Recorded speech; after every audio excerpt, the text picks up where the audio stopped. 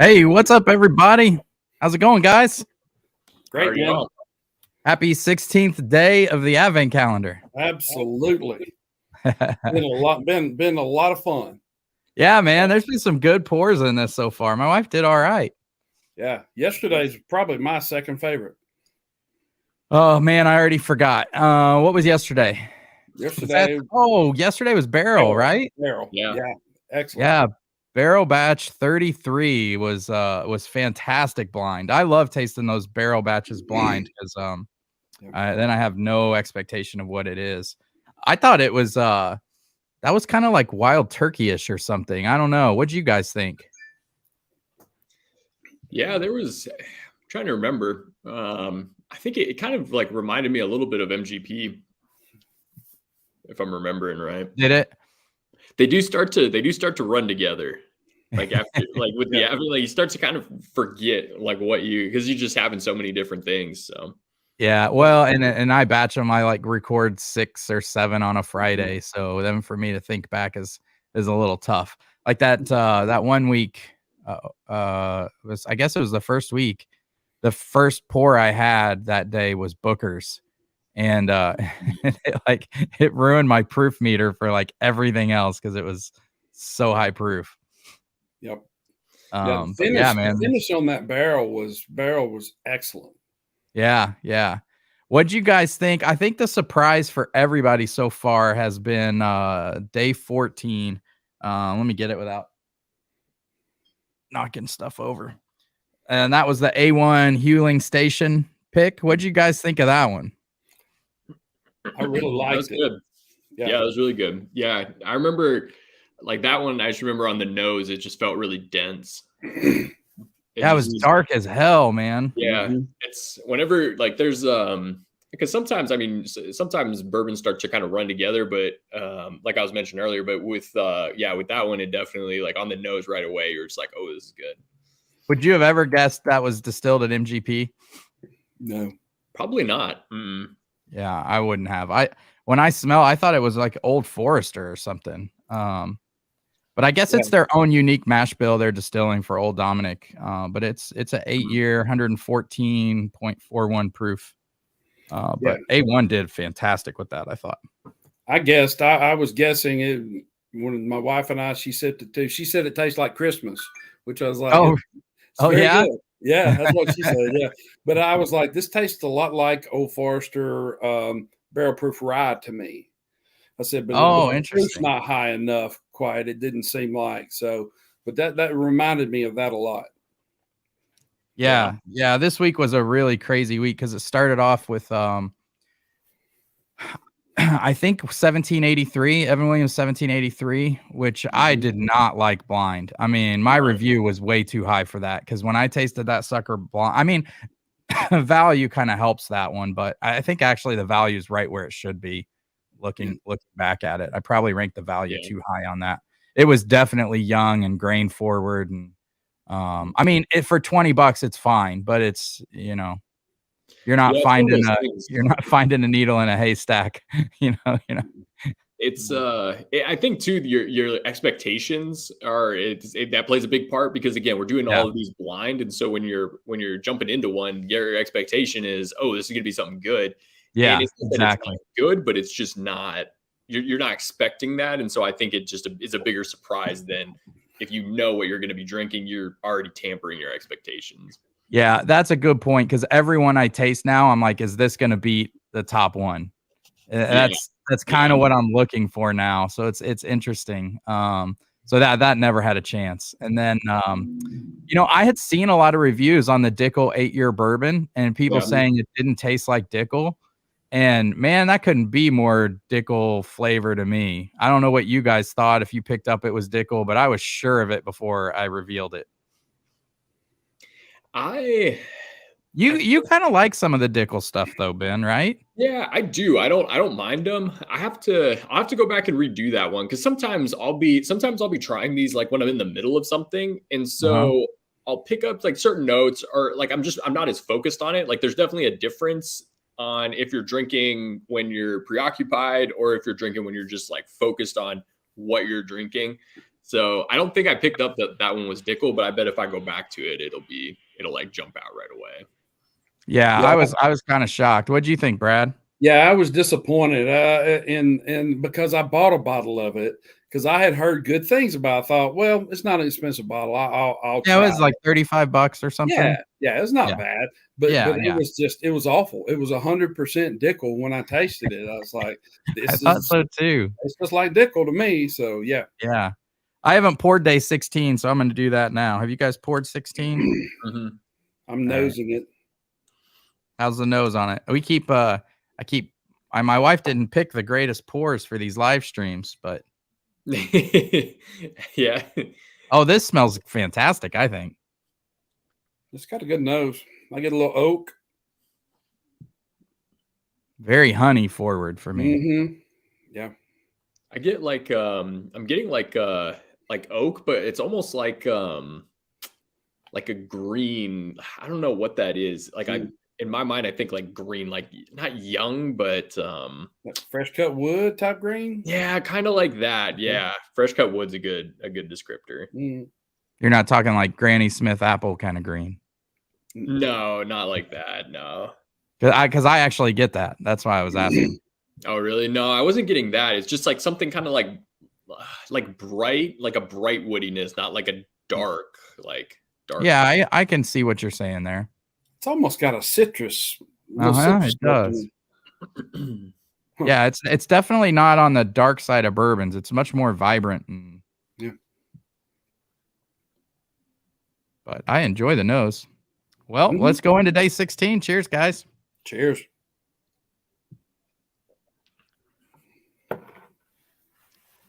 Oh man, that's pretty crushable. For me, the thing that stood out is like that nuttiness. Yes. Yeah, Like the there nut- is some nuttiness on there. Yeah, that definitely stood out. It gets like some fresh baked bread a little bit with it too. The proof feels a little up there. Mhm. 110 maybe. Yeah, it's tough whenever you're drinking something like first pour of the night. It's always tough. You don't have that like gauge of where it's at. I'm getting a little youth. Yeah, it's a little astringent on the back end, huh? Mm-hmm. I feel like it's crushable for the proof that it is. Mhm. I have a feeling that this, I don't know what this is. I don't have any bottle guesses, but I have a feeling that this is going to be more expensive than what we think it'll be. Huh. I have a feeling the value is going to be low on this one. Because the texture of it is kind of nice. I just don't, there's a little bit of astringency and bitterness on the back end that I'm not crazy about, but it's like got soft rounded edges in the middle. It's weird. It's kind of confusing me. Yeah, it definitely tastes very different from the nose to me. Yeah, I definitely get more. For me, for whatever reason, that nuttiness just really stands out. This tastes wheated to me. I don't know if that's. I'm wondering if that's why it's confusing me. I think it's a young wheater. I'm not getting the typical notes that I get in wheaters, but I could be wrong. I tend to be wrong more often than I'm right. That's what's fun about these. Absolutely. What would you guys pay for this? 50. I was gonna say 50. Yeah. Yeah, I think that's what I was gonna say too. I'm gonna guess.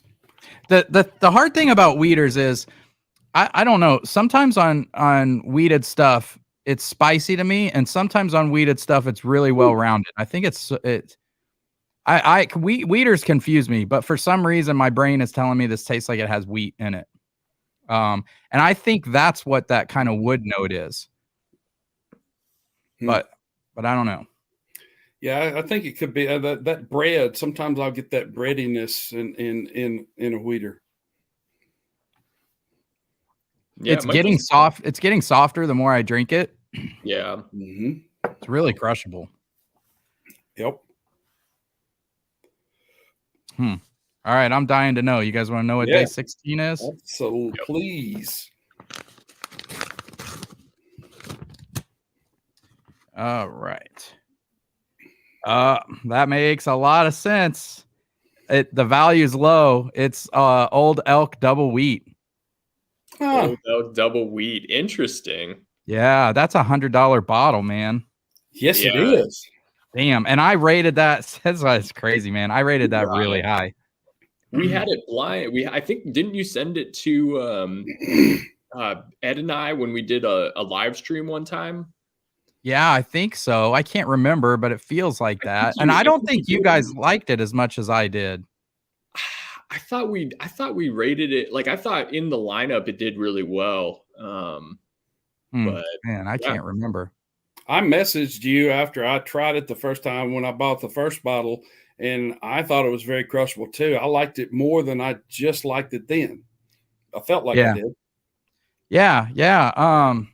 Boy, that's a tricky one too, because I don't know if it's the wheat or the malt in there. That it's so hard when you're thinking bourbon and you're trying to pin down bourbon notes and something else is different in there. There's a pour coming up because I shot 6 videos today. There's a pour coming up next week that I could not figure out. It was good but different, and I couldn't figure it out. And it's because I was trying to think bourbon and not something else. I'm interested to see if you guys get it. You were thinking bourbon and not quinoa? I did not put any Perry's Secret stock in here for you guys. We appreciate that. Yeah, what a guy. That drink's pretty good for, what is that Old Elk? Is it 107 or is it one? I think it is. Yeah. 107. I think it's 107. Oh, let's see. Oh, you got it right there. Got it right here. What you did on that one? You sent us Weller Antique, and you sent us, it was when we did the allocated or not. Oh, yeah. Because they're both 107. That's why I remembered that. Okay. That was a fun live stream. Yeah. You nailed it. 107.1. So what's it say the mash bill is on there, Brad? I can't remember. But they're always good about transparency. Okay, it is 71.5% wheat, 25% corn, and 3.5% barley. What's the barley percentage again? 3.5. Oh, 3.5. Okay, so not that much. Okay. No. It's mostly corn and wheat. Yeah. Huh. No, I don't think that's the right one, Brad. Because is the double wheat's got? Does it say double wheat on the front? Yeah, it's double wheat. Oh, it does. Okay. Yeah. Sorry, It you're may right. be a different one. I mean, there may be more than one double. I've got a new bottle put up that I bought of No, it. I think it's got to be the same one. Huh. What was the mash bill again? It is. Sorry, making you. No, that's no problem. 71.5% wheat, 25% corn, and 3.5% barley. Huh. 6 years.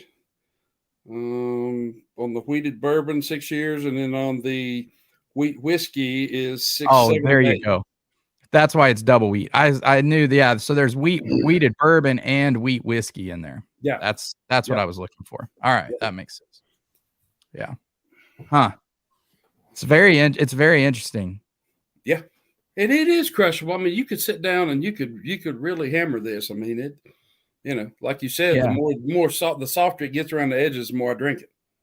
It's not. It doesn't feel very complex to me, which is not always. That doesn't mean it's great. I mean, yeah, for me that nuttiness was just.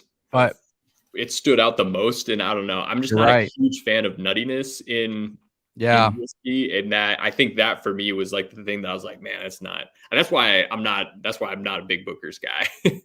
Yeah, well, I honestly didn't pick up as much on the nuttiness. I was just getting more honey, and now that you've drawn my brain to that, it is very nutty.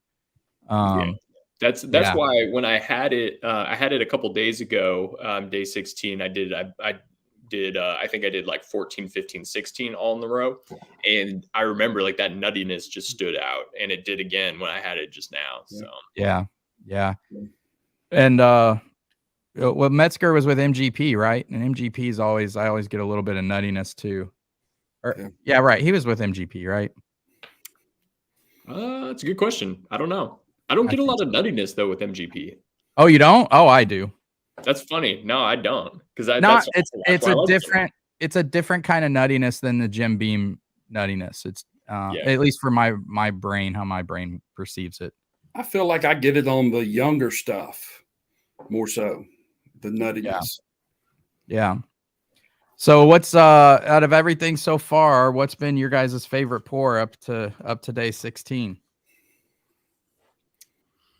Probably the Calumet. Yeah. Probably that one. Yeah. For me, number 2 is definitely the Barrel.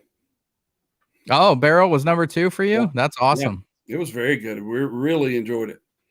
Yeah, that's a fun one to share. Because like Ben said on the comments in YouTube, you're not going to go buy every one because you just don't know if you're getting a hitter or not. And so to taste those is always fun, especially blind. But they did a good job of. I mean, I couldn't detect any George Dickel in there at all. No, it was. I thought it was. The finish was probably the most impressive part of it. It just the finish went on and on. Yep. You guys have anything else to pour tonight? I bet I could find something around here. Maybe. I got this Parker's Heritage today. So nice, brother. I'm gonna. Which one is that? What's the newest one? It's the newest one, double barreled blend.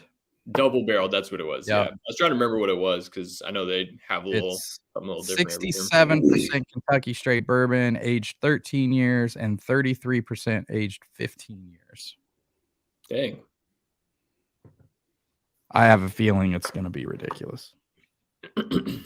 Sometimes with stuff like that, you just never know. Like you just never know if it's whenever something's finished or whenever something's like double barreled or it's aged somewhere else. Like you just never know sometimes on those. I've never had a Parker's I didn't love. Yeah, that's a dark bourbon. Yeah, it's pretty dark. Yeah, nice color. Yeah, it's crazy dark. We had a whiskey mash that had last year's Parker's, one of many good whiskeys. Was that the wheated one? Yeah. Yeah, that one was Ben. We had that, Ben, at A1. It was fantastic. I just remember it was like honeycomb. Like that was the biggest thing that stood out to me was like the honey. Oh, Mike's in the house. All right, let me get Mike up here. Hey, Mike, what's up, buddy? What's going on? How you doing? I'm doing good. I was actually at a blind that we were doing at the local store, so I had to. Nice. What'd you guys taste at your store? A couple barrel. We did. One was a Peerless Double Oaked, which I've been. The other one was we did finish. Most of them were finished. The one wasn't a finished. It was. Sounds like he's drunk. Yeah, I'm hammered. Oh, you're cutting in and out pretty bad, man. It sounds like you're just slurring your words. Yeah, like your picture's fine, but your sound's kind of going in and out, like cutting in and out. Is it? You don't get good internet in Florida. Yeah, no, not in the backwoods. All right, let me leave real quick. All right.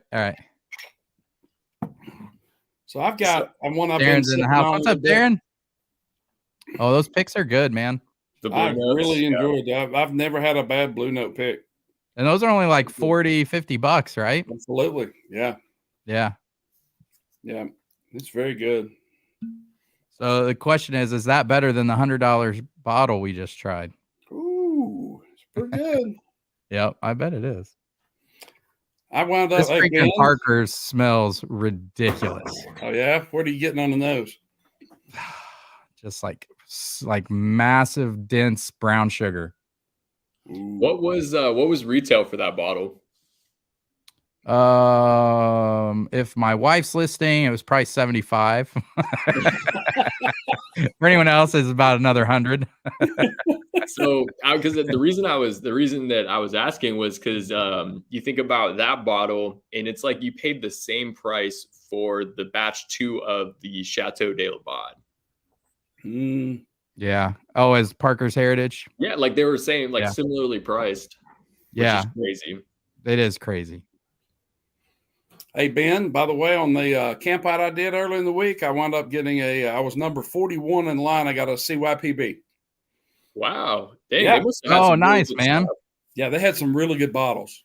Nice. Yeah. Well, don't open yours yet if you've never had it, because we're having it on day 24 of the calendar. Okay, cool. Well, I've got one open from the lottery they did in Alabama last year, but I haven't opened this one yet, so I'll keep it closed. It's good. It's a good. Honestly, the one that surprised me the most was that single barrel, Weller single barrel. Mm-hmm. You like that. That was really good. Yeah, that was actually really good. But yeah, the CYPV is good too. It's just so much easier to just trade it for something else that's just, I mean, much better. Yeah, that's the thing. To me, it's not, trade value between 5 and 6 around here. And I'm like, I wouldn't pay nearly that for it. I like it a lot, but I wouldn't pay that for it. Yeah. This is me going out on a huge limb, but this might be one of my favorite bourbons. Wow. Really? If you like Heaven Hill Profile, this is everything beautiful about Heaven Hill. Dang, and I would guess it at about 114 proof, and it's like 132. Whoa. That's a bold claim. Oh, yeah. It is. Holy shit, is it good? Okay. I heard they've been releasing it at the distillery. They've had some good releases over the last couple of weeks. I haven't seen any reviews of it, so I don't know what people are saying, but just from the first couple drinks, man, holy crap. That's better than any old Fitz decanter I've had. I like that. I think this is better than any probably better than any Elijah Craig barrel proof I've had. I mean, it's fantastic. Compared to Heaven Hill 17. Oh, I drink this every day over Heaven Hill Heaven Hill 17. I thought you were talking about Old Fitz 17. Yeah, that's a good comparison, probably. Yeah. That's a good bourbon. Yeah. I don't know. That'd be great to have those side by side. I This wouldn't is be mad fire, at it. man. This is fire. I know you're not. People probably aren't going to be able to find it. I don't know what it goes for on secondary either. Yeah. What do Parkers go for? It depends. It varies. I imagine that one because it's got like good age statement. It's got a good age statements on the blends. I mean, it's probably 800 to 1,000. I would imagine. Holy Oh, crap! wow. Dang. The only Parkers that I've seen not do well was the one they finished in the curacao, orange curacao barrel. Oh yeah, Yeah, that one did not do favorably. I actually, when we went on Elijah Craig barrel proof pick, they had those at the in the back room for us if we wanted them, and I tasted it and I was like, it just tastes like something about when I get orange stuff blended in. Sometimes I just taste like cleaning solution, and I can't get it out of my head. And it just, I don't know. I'm not a big fan of orange finished things. Do you see this? You see this bot that entered the chat? Oh yeah, I don't even know how to. Hey guys, there's a new dating site. I'll taste. Oh, here I can block them. Is that Ed? Unless you guys need a date tonight, then I can leave him up. You It just doesn't even let look me like know. there's a link. It just looks like there's just. Yeah, maybe you just click on sex find and that's what happens. Oh boy. All right, we'll block them. That's funny. That was good. So how do you guys have a good week? Nobody's got sick yet like I did? Nope. Man, that was miserable. Thankfully. Yeah, you sounded like you were, man. I felt for it. I have to say though, I was very impressed with how well you were able to nose and taste when you were sick. I just straight up can't do it when I'm sick. It was impressive the way you were able to do that. I was still squeaking out some stuff, and Yeah, it was funny. Yeah, you were nailing some stuff, man. I thought that was impressive. So I did better the week I was sick than I did this coming week. You guys will see. I mean, I did a couple bottle guesses, but nothing like. Actually, did I do maybe one bottle guess? I mean, I wasn't far off on stuff, but there's some curveballs in it coming up this week. I don't care if it is in your bunker. It's hard to do. It's hard to nail a bottle. I mean, it's some bottle. Like to me, Willet Purple Top stuff. It's a lot easier because it's so unique. Yeah, I agree with that for sure. Yeah. Have you seen the new Hirsch? It's finished in something. It's got an orange label on it. Have you seen it or tried it? The orange label? No, I've seen the one that's finished in cognac casks. The red label. And that one's supposed to be really good. Okay. I saw it in Florida when I was down there and passed on it, but I was like, well, maybe I shouldn't have. Oh, yeah, I see it. It's what is it? Well, hang on. I have to say that I'm 21. Hang on. Oh gosh. It's Bivouac. It's pronounced Bivouac. Yeah. Bivuca. I'm going with bivouac. That's how we say it in Alabama. That's right. Yeah, pronounced bivuca. Refers to a temporary camp without a tent or cover. That's bivouac. It actually is. That's a military term. It honors those adventurous spirits who are brave enough to take the road less traveled. Oh, interesting. That is not me. I like to take the as Jackie Zeiken would say, grain forward. Yeah. So it's a combination of 2 straight bourbons distilled in Bardstown, Kentucky, the world capital of bourbon. Our custom mash bill is inspired by A.H. Hirsch Reserve 16-year legendary whiskey. Let's see. So it's a 95% blend of 64% corn, 18% rye, 8% barley, aged a minimum of 3 years. The remaining 5% is distilled. It's a high malt, and it is aged at least 6 years. So it's like, hey, it's based on, or it's the mash bill is inspired by one of the best, whiskeys of all time, A.H. Hirsch 16-year, and then it's a blend of 6-year and 3-year stuff. Sounds like a big gamble there. Yeah, it does. What's the price tag on it? Price tag is actually not bad. It looks like it's like $60. Oh, okay, that's not bad though. Yeah, $60. It's 100 proof. So because that cognac cask one is, I think, over 200. The cognac one, yeah, is going. That one's going for more. So, did you guys? What'd you guys think of day 12? The A1 Nulu toasted rye. You remember that one? Yeah. I thought that one was. I thought it was good. It was. It wasn't really complex, and it definitely was sweet. It was definitely sweet, and I picked up on the rye, I think, pretty quickly. But it was good. Yeah. I was kind of surprised you liked it, Ben. I was sure you weren't, just because it's younger MGP toasted. Yeah, but the rye probably helps. I think the rye helps, and then the fact that it was toasted. I like toasted stuff. I like one of my favorite daily drinkers is Woodford Double Oak. That's like one of just it's solid, it's easy, it's sweet. But yeah, I thought that one was good too. What do you think of it, Brad? I liked it. Yeah, it was good. It didn't land in my top 2 or 3, but I thought it was good. It was solid. It's I'm sorry. It's almost a 7-year rye, which is old for a rye. And it was 118 proof. And they brought out, I think I've shared it with you guys anyway, but they brought out a pallet of ryes at first, and they just had that, I get a Sharpie note on some of the toasted stuff, especially the toasted MGP stuff.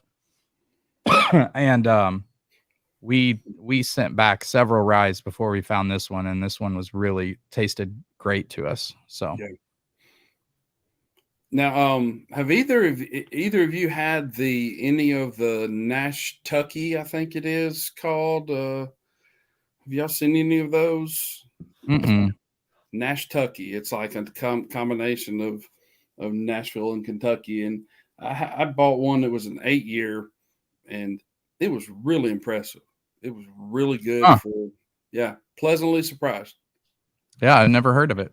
It's kind of hard to get from what I was told by the store owner. I didn't know for sure, but that's what he told me. But it was. Now I looked online. I liked it so much to see if I could find another bottle. But what I was seeing online is a 9-year. This was an 8-year product, and they're showing a 9-year on now. Probably moved on to the next greatest thing.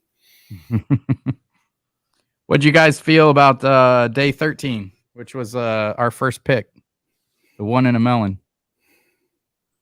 So I tried that one. I tried them back to back, and so I think that might have affected it. That the Stellum, it was still good. It just felt much more rye forward, which was interesting. Oh yeah, I thought so for sure. It's definitely more rye forward. Yeah, it was good. I liked it. Yeah, it was fun tasting it blind because I didn't know what we were tasting, and I did not. Or no, did I? I think I did finally get to where I figured out that's what it was. And the only reason was because it was like my wife had put in so many ryes. I was like, I don't know what other ryes I have in the bunker, so that helped. Well, it's been you know what I like the uniqueness of that because I don't drink a lot of ryes. I found that most ryes I don't care for, but most of these ryes I have gone, hey, I like that. That's better. Oh, nice. Yeah. So to me, it's kind of unique and gives me an opportunity to taste some stuff that I probably wouldn't taste otherwise. Yeah, I mean I think that's the coolest part about a good advent calendar. I think in the past advent calendars, it's been heavy towards Heaven Hill Distillery or Jim Beam Distillery. This one's like all over the place. I mean, we've kind of had everything, which is kind of nice. Mm-hmm. Yes. And it's just gonna get crazier next week. So I can't wait for you. So Mike said he knew it was one in a melon as soon as he drank it. I think he bought a couple bottles of it. So he did. Yeah. That's the other thing too. Whenever you've got a bottle of something to kind of reference back to, because a lot of these, like I've never had a lot of these, and so that's been fun too, because it's like you just legitimately have no clue on some of them of what it is or even what it could be. Yeah. Yeah. Unless you get that peanut note, and then you can kind of narrow it down to 2 or 3 distilleries and maybe get close. Yeah. There was a at the bourbon drop I was at earlier in the week. They had a 17-year blue note. Yeah. I've never seen that before, but everybody I've talked to that's had it says it's Ben loves them. good. Okay. Yeah. Fred Minnick went crazy over Blue Note 17. I mean, he kind of blew that thing up last year. Yeah. And then they became pretty hard to find. Yeah. I still feel like it tastes like Dickel, but it's as good of Dickel product as you're gonna get. It's yeah. I mean, it's the higher proof ones. The higher proof ones are the ones that don't do it. It's so Dickel is so funny, man. You either are so drawn to that off-putting note or you're not, and it's okay. It's wild. Yeah. Yeah, I don't, like I said, I don't mind it. I think the thing that I really like about some of the higher aged Dickel stuff, again, the higher the proof, usually the better, but it's they have like this like vanilla note, like vanilla custard note that I really like. Like a lot of the higher proof, higher aged ones, like the Blue Note 17, the Dickel 15s, like if you can find ones that are over 100 proof, that's usually what you want to go for. Mike said he won a 13-year-old Old Scout. It's all Dickel, and he can't do it. Wow. Those Old Scout MGP picks are fantastic, man. I've never had a Dickel one. Like the higher age Old Scout picks, like because they used to, back when MGP was more readily available, they would have ones that were like 9, 10, 11. They would have 13-year that were MGP. And those go for crazy money now. Yeah. But even the 6-year stuff they're coming out with this year is really fantastic. It's good, man. If you can find an Old Scout pick 6 years, it's like what are those run? $50 or something? They're not that bad. And it's pretty, they're pretty damn good. Good value, I think. Because it's oh man, what was it? The 6-year Old Scout, I think those are starting to be their own stuff now, if I'm not mistaken. I could be wrong on that, but they have like a whole new label and everything. And so who knows? Brad, Merry Christmas, buddy. How's it going? Hey, good. Merry Christmas. How's the Advent calendar been going? Well, I'm not one of the participants, so. Oh, that's right. That's right. I can't keep track. He's just rubbing it in. It's all of us Brads. You got so many of us around. I know. No, What are you for? Pleasure to meet you. I've enjoyed following along, though. Watching the ones you've been putting out. So. Yeah, man, it's been a lot of fun. This has been a good year for the Advent calendar. I'm glad we did it. It turned out really well this year. And so next Friday will be our last live stream. And I think we'll just do day 23 and 24 together. So we'll taste both of them together next week. Yeah. Nice. So that'll be our last Advent calendar. It'll be a live stream and 2 special pours on that day. So that'll be fun. It'll be a lot of fun. Nice. Yeah. So what'd you say you're drinking, Brad? I am having some Frey Ranch. Oh, nice. That's a good bottle. Yeah. Is it a store pick? Oh yeah, single barrel. Nice. Those are really good. Yeah, they are. It's a single barrel store pick from a place out in California where I picked it up. Okay. So. Yeah, we had that at I had one at a bottle share, and I was really impressed with it. For as young as it was great. Yeah, they're doing some interesting things there. It's a little kind of grain forward, from what I've picked up in their stuff, but not bad though. Yeah, pretty solid. Next time I'm in Champaign, I'll bring you a sample of this one. Yeah, that'd be great. Man, that Parker's proof's getting to me now, man. Woo. God, that's a good bottle. The the color's gorgeous. It's got to be good. As I dark as can't it is. believe how dark it is, man. Yes, Yeah, it's that's Coming awesome. through on It's so screen, dark. it is crazy because there's no sticker on the back. You know, it's just Mhm. how dark that is. It is nuts. It's really crazy. Hey, who is that guy in chat? He just pops in like he's been joining us for months. Like, what's up, Aaron? Good to see you, buddy. At the Miss you, cabin. man. I hope all's well.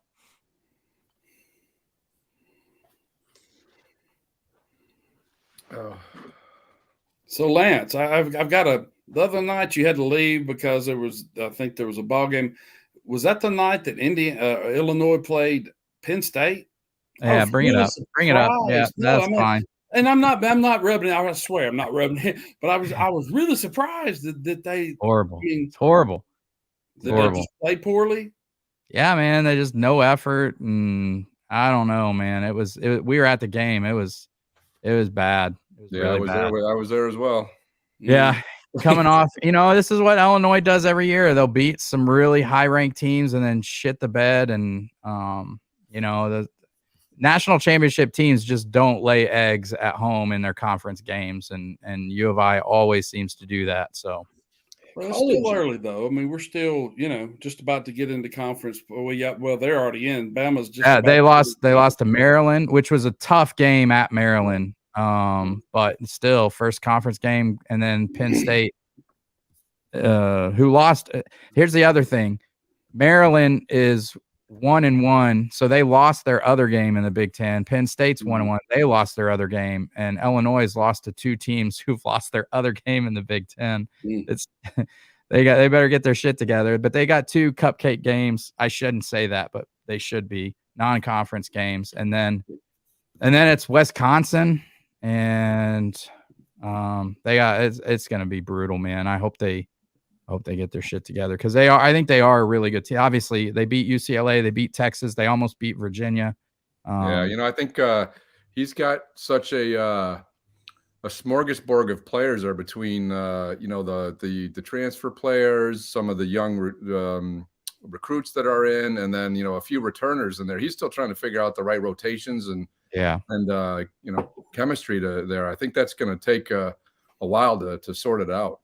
Yeah, I saw an interview with Coleman Hawkins today, and they were asking him about the leadership stuff, and he was talking about how he's trying to find how he can get on guys with the right tone, and how he thinks he just said flat out, because he always speaks his mind. He's like, I just think coach has been way too easy on these freshmen.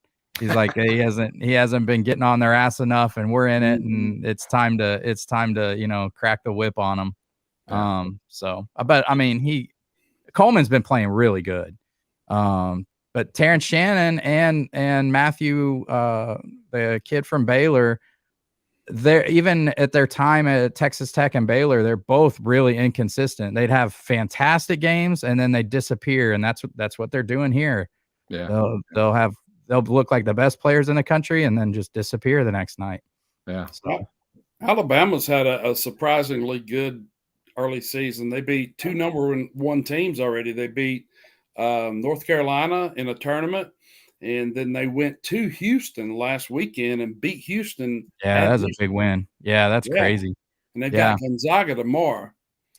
The college basketball scene is crazy, man. You just don't know who's going to win night to night, and you don't even know who's going to get rolled night to night. It's like, beat a high ranked team, next play somebody that's not really ranked that high, and just get steamrolled. It doesn't. The tournament's going to be crazy, I think. Yeah, and that's the thing. You can play well right now. It's not always a bad thing to be playing poorly. You can learn a lot from playing poorly earlier, and then have a good conference season, and then peak late, and you'll be hard to beat. One thing's pretty consistent, though. If you look at national championship teams, they don't get steamrolled at home in conference games, and that happens to Illinois. So I don't know if this is the team, but I think they could make a run, and they could. Nobody wants to play us. We'll be a problem, but we can also shit the bed. So if they put it together, they're a scary team in ways. They can be a scary team. Yeah. There are a lot of good teams out there this year. There's a lot of parity. I think it's going to be a lot of good basketball to watch. Yeah, I can't wait for them to play Purdue. That'll be interesting. See them play Purdue. Hopefully they can just run the brakes off Edie. Just run up and down the floor, make his big ass tired, and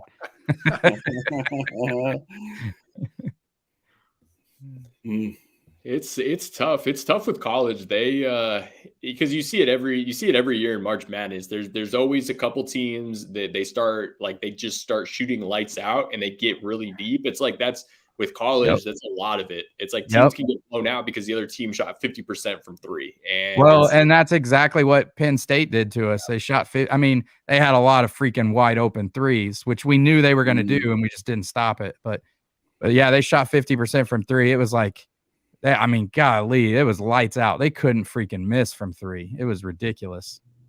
And they were able to get to the hoop at will. They were getting to the rim easy on top of it. So yeah, that Pickett kid's annoying, man. I watched them play Michigan State, and he just backs his fat ass down the lane in the paint, and then he either just turns around for a little shot or kicks it out. And it's like, you knew that was going to be their game plan, and he just does that. He's just a bulldog, man. He just keeps backing down. Well, I think the thing I was impressed with Penn State the most about, obviously they shot really well that game. That one kid was lights out. I know who you're talking about. The white kid. It was the white kid.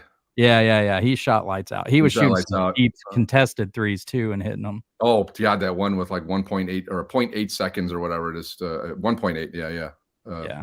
That was a dagger. No, their defense. Penn State has great defense. I mean, they were locked down on us. We didn't get good looks. We couldn't get to the rim. So, yeah, just move on to the next game. That's right. That's the good part of it. There's plenty of them, in basketball. You've got to have a short memory. Yeah, you can lose 6 games, 7 games, and still be a top seed when it comes to March Madness. It's like, that's the difference. Yeah. There's so many more games. There's all these different tournaments. It's like, it's bound to happen. You're going to have off nights. And that's the other thing too with basketball is you've got, you have such a smaller team, where football, you've got such a larger team. So you can disperse, if people are having off nights, you can disperse that over the team. Whereas basketball, you've only got 5 people on the floor at a time. So it's like someone's having an off night, a couple people are having an off night. All of a sudden your team looks horrible. David said number 6 Vols in Arizona tomorrow night. That'll be a good game. Illinois just announced their home game against Tennessee next year and the next year, I think. So that'll be cool. Yeah. Yeah, this should be a good year for the SEC basketball wise. There are a lot of good teams. Auburn's got another good team, but as I hate to say that, Arkansas's got a good club.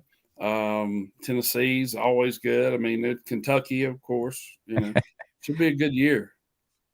I've been following Mike and Aaron in the chat. Aaron, you need to come to next year's Whiskey Mash, man. It was a blast. Absolutely.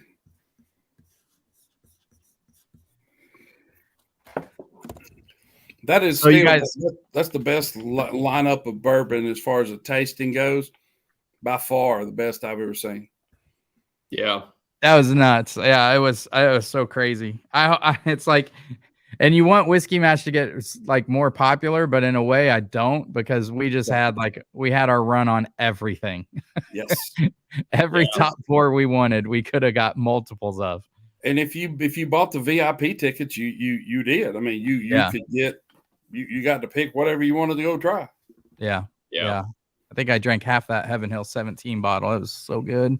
Michter's 20. I mean, it's ridiculous. Yeah. I know, right? Yeah. Yeah. Lineup of Weller.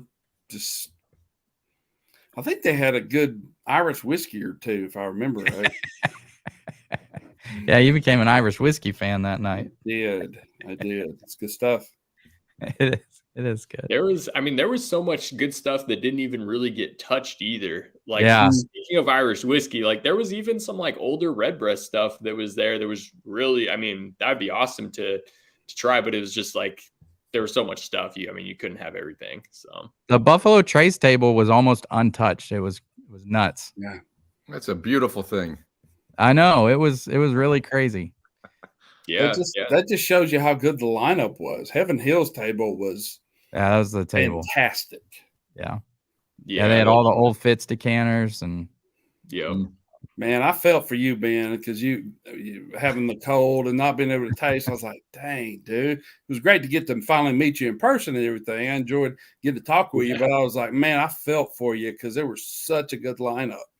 Yeah, it sucked, but it was still fun being there. I was sitting there drinking beer. I was like, I'm not gonna go and like try to drink stuff because earlier in the day, the Four Roses rep popped open one of I think it was the 2021 limited edition, and I think Lance was with me, gave us both a drink, and I tried it, and I was like, it's good, but it just is, you can just tell that it's not what it should be. And so I'm like, it doesn't make sense for me to go and like try to drink this stuff when I can't really taste what it is.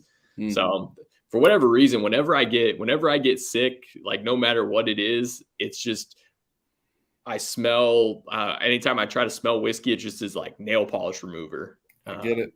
I can't taste or drink anything if I've got a cold, man. I get it. By the way, the Four Roses guy, I forget his name. He was a really nice guy. Really nice guy. Yeah. He had the best table of gifts too, man. Yep. Yeah. I know. I got a PlayStation 4. I got a Toyota Tundra. It was really good. Yeah. I'd recommend being there next year if I was nearby. Mike already said no more people. I mean, you could have legitimately had probably another 100 people and been okay. Like that. Yeah. I mean, it would have been, sure, you might have not have gotten like thirds of something that you really wanted, but you probably would have still been able to get, doubles of whatever. But yeah, aside from the Michter's 20, everything else was like, you could have had pretty much as you wanted. Yeah. Yeah. Like I said, the only thing he tried from the Buffalo Trace table was Charter Oak. That was a pretty good pour. Yeah, you're right, Ben. You could have had multiple pours, and just that was the only negative thing.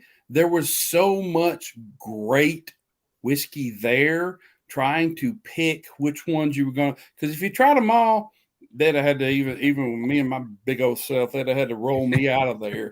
I mean, you can't try it all. We did have to roll some people out of there. That's kind of the thing. Like 2 years ago when we did that meetup, there was so many bottles, and it was like only 10% actually got touched. And I mean, still, even the really good bottles, I mean, maybe half of it was gone. Like it was just, there was so much. It's just whenever you have an abundance of it like that, it's like, realistically, most people, if you take an ounce of seven different whiskeys, you're usually going to be feeling that. Like you're not, it's like, you're not going in and like drinking beer. Like that's why now, like I had like Dos Equis at a wedding, and it was like this was last year. It was like a really hot wedding. They didn't have water for whatever reason, so I was drinking Dos Equis. I had like 8 of them, and I was fine. And it's like with bourbon, it's like that's not the same thing. It's different. Yeah, see, Davis, you should definitely come next year, man. We had a freaking great time. Oh man, a lot of fun. So worth it. How many people would you say were there? I can't remember how many tickets we sold. It was the first year. I think 150 tickets were sold. If I remember correctly. That many. It didn't feel like that many. Didn't. No, I did not feel like it was that many. 100. Yeah. What was it? 200 tickets were available for sale? We had, I think total, I can't remember, but it was like VIP and general admission. I think we were going to have 300 total. Okay. All right. So, but most people, almost everyone that came bought VIP. There were like, I think we sold like maybe 6 general admission ones or something. Everybody bought VIP that knew what they were doing. Yeah, it was well worth it. I mean, Yeah. those pours you can't find. I took a video of walking by all the tables, and I sent it to several of my bourbon buddies around here, and They were like, "What the hell?" Exactly. They were like, "That's the best lineup I've ever seen." I was like, Yeah. "I know, me too." Yeah, and it's like because if you go, I've been to Whiskey Advocates, Whiskey Fest in Chicago, and it's just so many people that you have to literally sprint to the tables, even with a VIP ticket, and try to get pours. It's really tough. This is just such a smaller event, and Narav with A1 has so many allocated bottles that, I mean, he did it up, man. I mean, if you were there, it was well worth it. Yeah, that's funny. You say sprint. I don't sprint. you just have to hold your arms out, Brad, and just keep them behind you. It's all that inertia going. You can't stop. That's the truth. I go through a wall, Ben. You ever seen a semi when they're going down the hills and they got the little turnoffs with the gravel? Yeah. That becomes Brad. Man. They got to open a door. He just runs out the door. That's right. Yeah, I got to try like multiple Coy Hill bottles. Man, it was good. Everything I wanted to try, everything that I hadn't tried during the year was pretty much there for me to try. Mm-hmm. Stuff that I'll never get my hands on. Like I probably wouldn't even, but Renee would kill me if I ever bought a Michter's 20. So to just be able to taste it was awesome. Y'all want to know what's crazy? So this is the thing where some people don't appreciate that Michter's 20 was there. People will sell 2-ounce samples for $450. Holy crap. Yeah.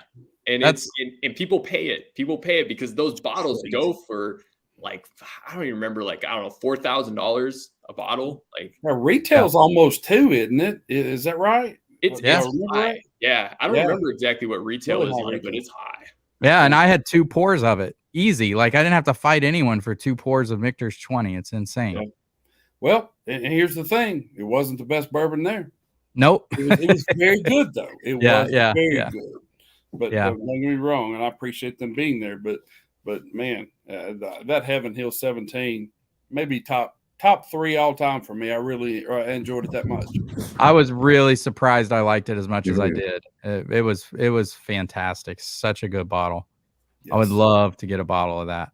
Yes. They had one at the bourbon drop I was at. Of course, if I'd have been number 1, I guarantee you that would have gone home with me. Yeah. What's Heaven Hill 17 go for on secondary, Ben? Like 1,000.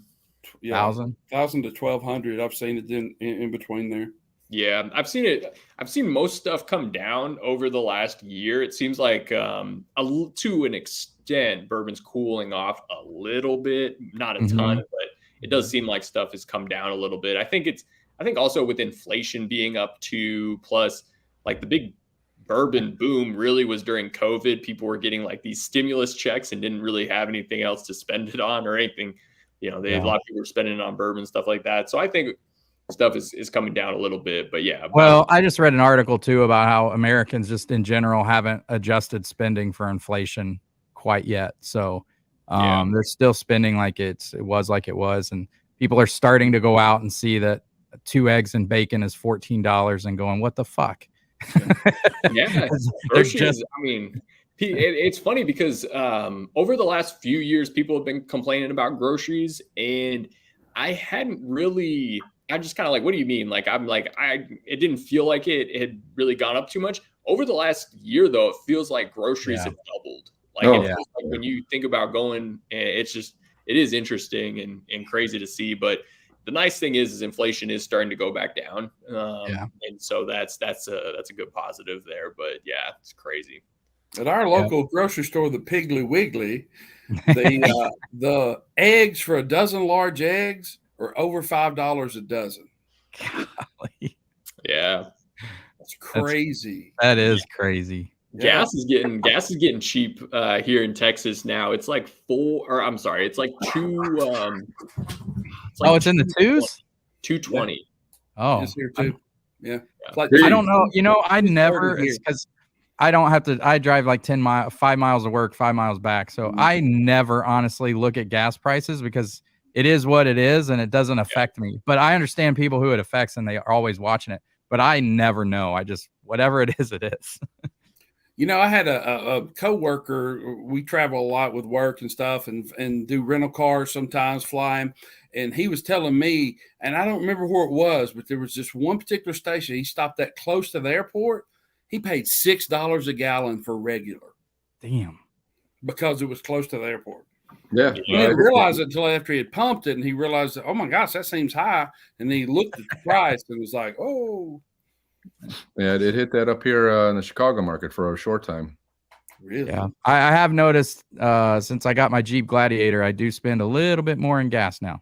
That's that thing's like ride, by the way, Lance. It's I freaking love it, but it's like driving a box, you know. Thing is not good on gas. I drove to, normally I'll get around 17 miles a gallon, and I drove to Effingham with a headwind, and so Effingham's like an hour away. So it's like it felt like I was driving a box through wind, and my gas mileage went from 17, 18 to like 10. It's crazy. That's rough. Yeah, it was bad. Jeeps are definitely not practical purchases. Yeah, they sure are fun to drive, and they look good.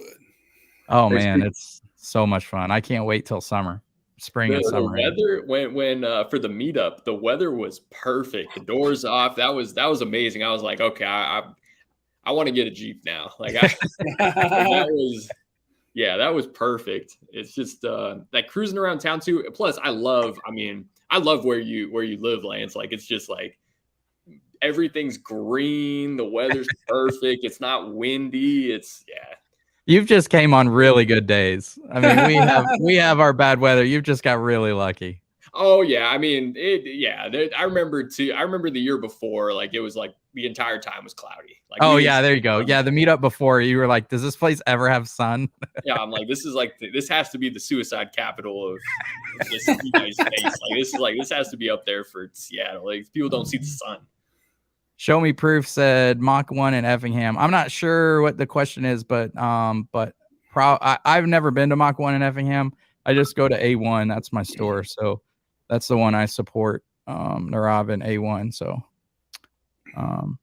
but that's where Whiskey Mash is every year. It's a good store he's got there too. Like tons of space. He's got a good selection of like, not just whiskey, like beer too. He's got wine. Yeah.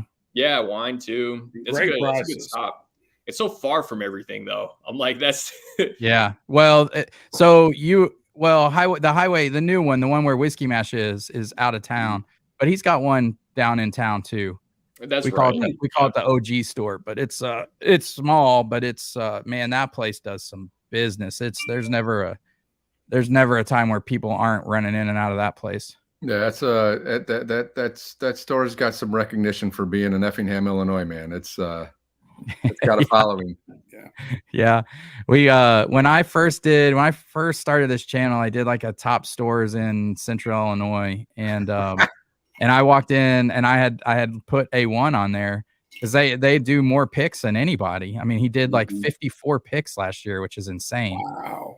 And I walked in and some guy walks in and he was from Ohio and he's like, "Hey, I saw your video." He's like, "I can't believe you're here." He's like, "That's why I stopped by the store." I was like, "That's crazy." Yeah, I recall that show, Lance. I've not been a long-term Patreon, but I've been watching the show since your early days. I guess I can't say I know exactly when you launched, but we launched about 3 or 4 months before COVID. Okay. And then COVID hit, and I like with a family home, I couldn't figure out a schedule to get videos out. So there was like a lull of about like, I don't know, 3 or 4 months. And then I really started putting videos out every, like 2 a week. And I've been I started catching you after that lull. Yeah. Right when you started ramping up. But I remember you talking about, obviously Harvest and A1, and then, but also, Sunsinger there in town, and Sunsinger's good. Art Market. Every other store that I mentioned, I would edit out of there now. Oh, well, yeah. Well, the other one, Art Market, man, what a Art Mart. What a funky store that is. It's a weird little store that you can find some good stuff in there, but sometimes they mark their stuff up. I haven't been in there in a while. The other one I had on there was a little gas station called Gas Depot. It was ran by a guy named Manish, and he sold it. And the new owner, Oh, the prices are jacked up. They're bad. Everything's secondary. It's bullshit. I never step foot in that place again. I've stopped by there a couple times, and it might have been right at the transition because it was kind of interesting to see that kind of set up at a gas station. Yeah. And then the other one I had on there, which some people still like, is Collective Pour, but I think the owner's shady as shit. I don't like it, and I'll say it to his face. So yeah, no, I'll tell you, well, I don't. You obviously live there in the area, and you may know him at a different level, but the stuff that they're going through with, here's a bottle, but you got to buy 3 of these other ones at the same time, to get it. I hate that stuff. Drives me bonkers. Yeah, I don't mind that so much. What I minded was he had a smoke wagon single barrel, and he had listed it for like $2.15 a bottle, and you could buy like a $400 gift card or something, which fine, whatever. But then he switched it, and he was trying to sell each bottle for $815. And I had somebody that was in town message me. He's like, "Is this right? I saw your video, and I don't know if that's right." And I said, "I don't think so." I said, "Usually he offers a gift card with it." So I went on his website. I was like, "Shit, he's trying to sell these bottles for $815 a piece." And then on top of that, if you bought online and went in, he was adding a 20% tip, and you had to opt out of the 20% tip. And I was like, "This is really some shady shit." And I called him on it, and he just blocked me. And so I'm like, "Yeah, all right, that's fine." I didn't mind that they had, buying another store pick or another bottle, but they have to buy 3 bottles. I mean, we're talking just like even something like E.H. Taylor small batch.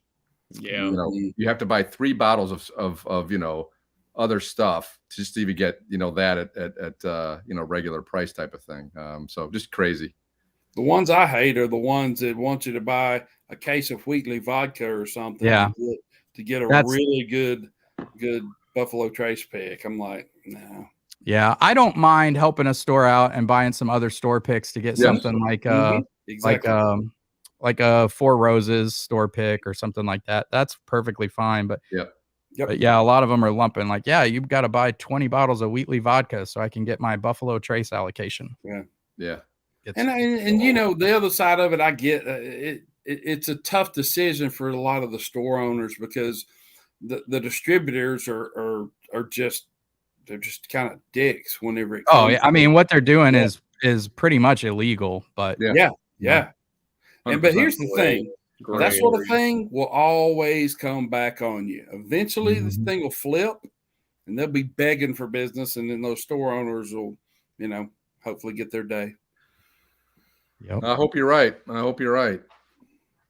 Yeah, it's because I feel for some of these store owners because it is tough. Like the ones who care, like the massive chains, they don't care as much. They sell what they sell, they get what they get. But the owners that are like middle of the road where they build up a big base and they care, it's tough to get allocated bottles. And so I'm like, I understand where you want to take advantage of that or you want to try to make extra money.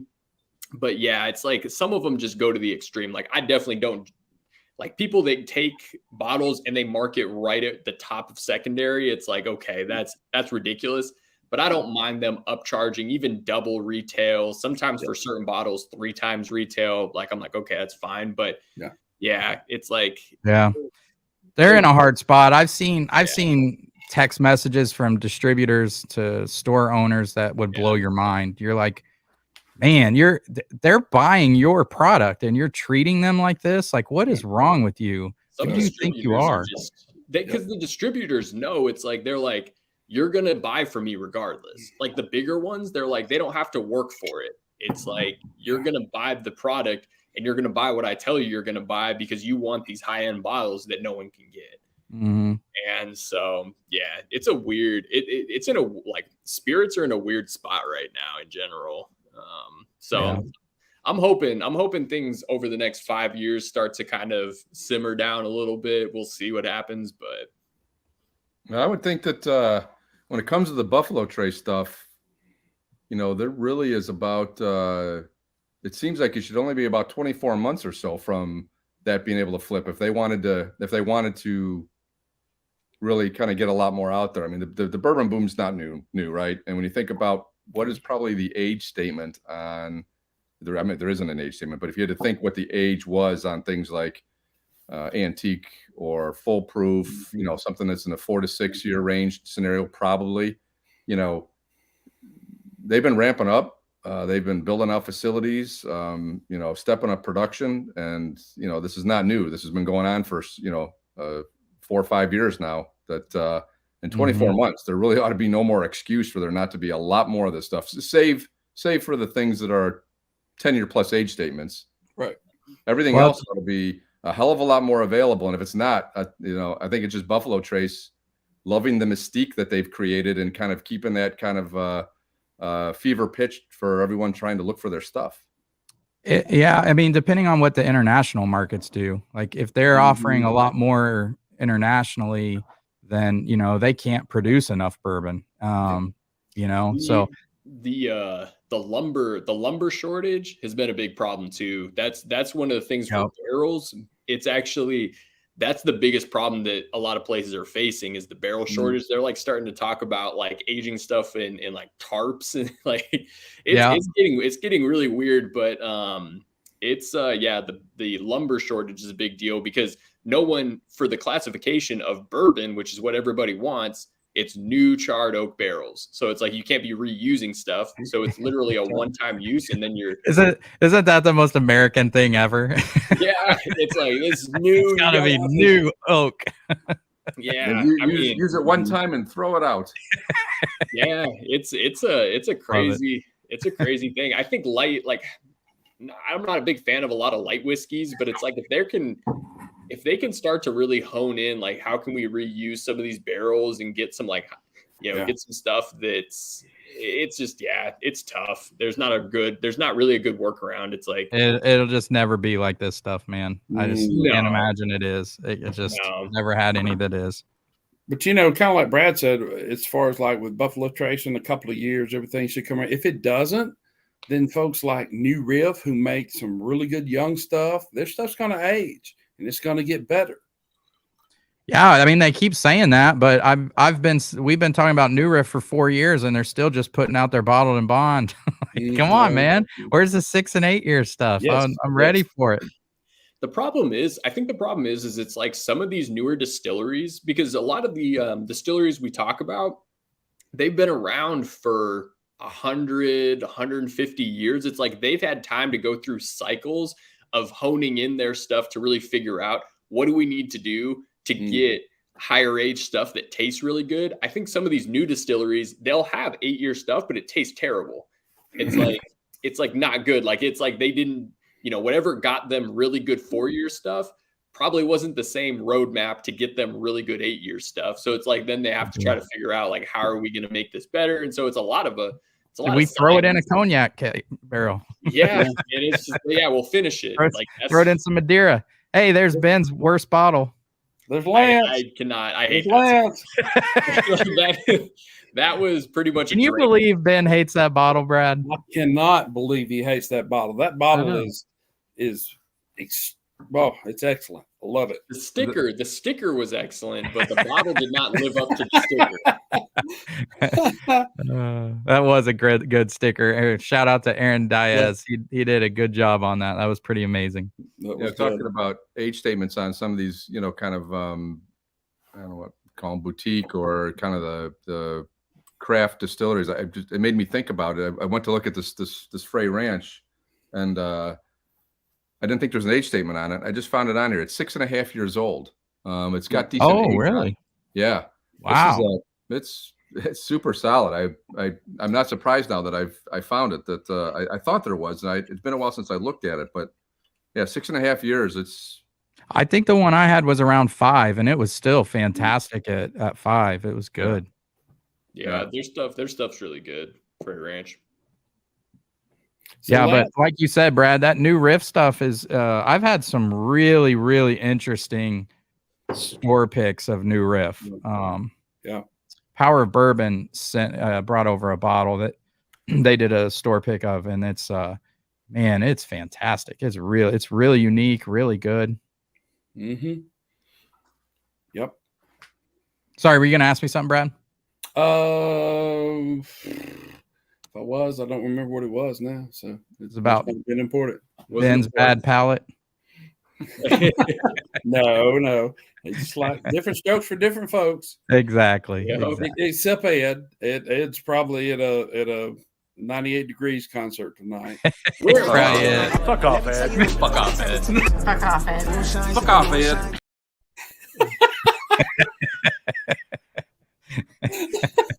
I gotta can't have wait that. to actually meet Ed. That's gonna be great. He's fantastic, man. He's Yeah, so yeah. much fun. So You Brad, can tell Brad, it is. you're over in Indiana, Brad? No, I'm in Alabama. Oh, you're in Alabama. I'm sorry. Yeah. I'm sorry.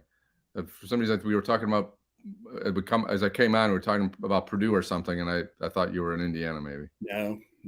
All right. I'm deep south. deep south. Ed's in Indiana. Okay, and then Yeah. Ben, where are you at? Austin, Texas. Ah, very nice. Okay. You didn't get any tornadoes or anything? No, all we good? didn't have any crazy weather here. It was just cloudy and we got a little bit of rain, but usually Austin stays like, I mean, we've had a couple tornadoes over the last few years, but I mean, for the most part, Austin kind of stays pretty far away from a lot of the crazy weather, which is nice. Ben, Lance, I remember what it was now. Remus, I saw a lot of the Gatsby and the Remus 6 down in Florida. Saw it all over the place. Really? And I didn't touch it because, I mean, first of all, I can't believe the Gatsby at that price could be anywhere near the Remus 5. That Remus 5 is phenomenal. I think Remus 5, 4, and 3 probably blow away the Remus Gatsby Reserve. Yeah. And I didn't buy the 6 because they're up to like, it's like $169 at the store. Is it really? I did not buy a 6 this year. I could have, and I was like, oh, I'm not going to do it. No. I'm getting priced out of a lot of stuff, man. Like Bardstown. I'm just not buying a lot of their stuff. You say that while you're sitting next to the bottle you spent $180 on. This is different. I'm just getting priced out of the market. It's just too tough. I can't afford it with my Jeep Gladiator and my new home. I knew this was going to be amazing. And it is. I was right. Yeah, Benny's had the Remus 6. It's $129. Okay. MSRP. I saw it.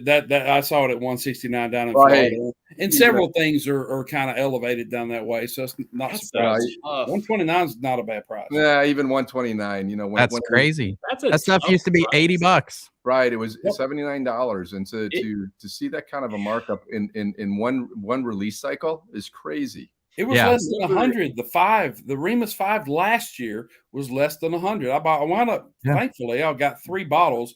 My second bottle is almost gone, but I've got one in the bunker.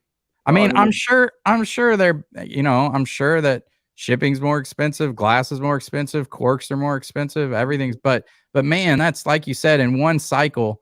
Like I remember seeing stuff used to go up $5, maybe $10 in a cycle, but it's a 50% increase, and it's like you didn't have a 50% increase in total costs. It's right. It's crazy. I think they're just jumping on the fact that hey, we sold the shit out of this stuff. There's a lot of energy and passion around it, and we're just going to capitalize because everyone's going to go scoop it up. I thought the best thing that happened was that I've been to my Binny's probably 4 or 5 times, and that Remus 6 is sitting in the case still at 129. No one's buying it, or not very much, because there's always one there, which is awesome. I love it. I think it's great. People need to start walking past that stuff. Yeah. I heard it's not nearly as good as the 5. That's the thing. I've not seen a really good review of it yet, as far as somebody going, this is great. Nope. Well, even if it was as good as the 5, would you pay 50% more? I would. I love the 5 though. Yeah, you'd have to though at 129. You have to. Yeah, it's crazy. Like I'll never forget I'm pretty sure the 1, 2, 3, and the 4 for Remus. Like a few years ago, like I remember them just sitting on shelves, And I could have bought so many of the 3. Like I would have. Oh yeah, I saw 3 every time I stepped in the store, and that was even when we rated our bourbon or close to in our top 5 bourbon of the year. It was still just sitting there. Just then all of a sudden it just goes away, and MGP's business model is just strange. It's like they gave away some of their best stuff, and they just kept putting out under their own label. They didn't put out barrel strength stuff, and they just kept putting out. Oh, there you go. Mike said, "See, Mike agrees with me. Talk about increases. How about Bardstown? I can't even buy their stuff anymore. I bet Mike would buy a bottle of Parker's Heritage still, though." That's the thing, though. It's like when you see a distillery like pumping out like 8-10 bottles of stuff that's at $150 plus. It's like that's kind of scary because that doesn't feel special. Yeah, this is a once a year thing, right? And But even once a year things. I mean, and I'm not someone that's crazy at all about the midwinter stuff, but the midwinter stuff went from 99 to 159 in one release cycle. Yep. Yeah. You know, I'll tell you on the MGP stuff though, to me, and it's just my palate. I get Bardstown at clearance at A1. What's up, Narav? Is Aaron Chapwick or Chapanick or whatever his name is out at Smoke Wagon can do more blending those MGP barrels. He gets more out of those than anybody, in my opinion. Yeah, I agree. It's really good. Yeah. I love the uncut, unfiltered. Yeah.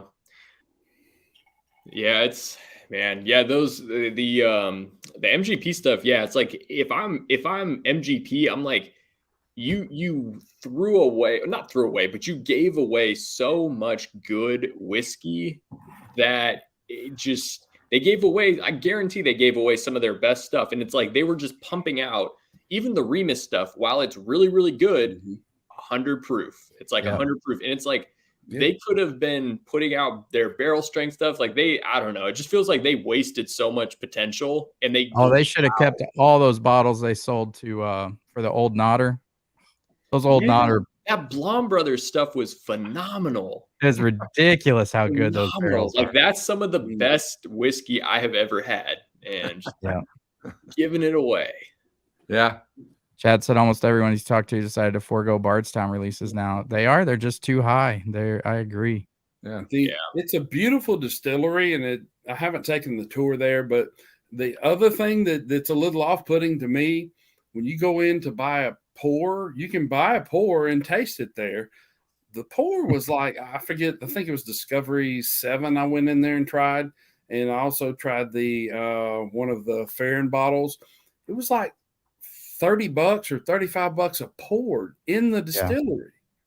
Yeah. So like Narav makes a good point. So Parker's Heritage, one-time release, 13 year bourbon for 174.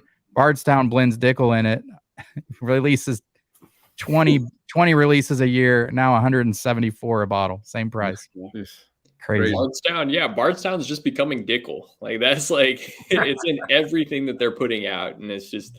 I mean, it's at first it was fine when they'd come out with some of these releases, but it's like when you're just pumping out stuff at that price, it's like I feel like they're going to slowly start to scale back because they're going to realize that their stuff is just not selling.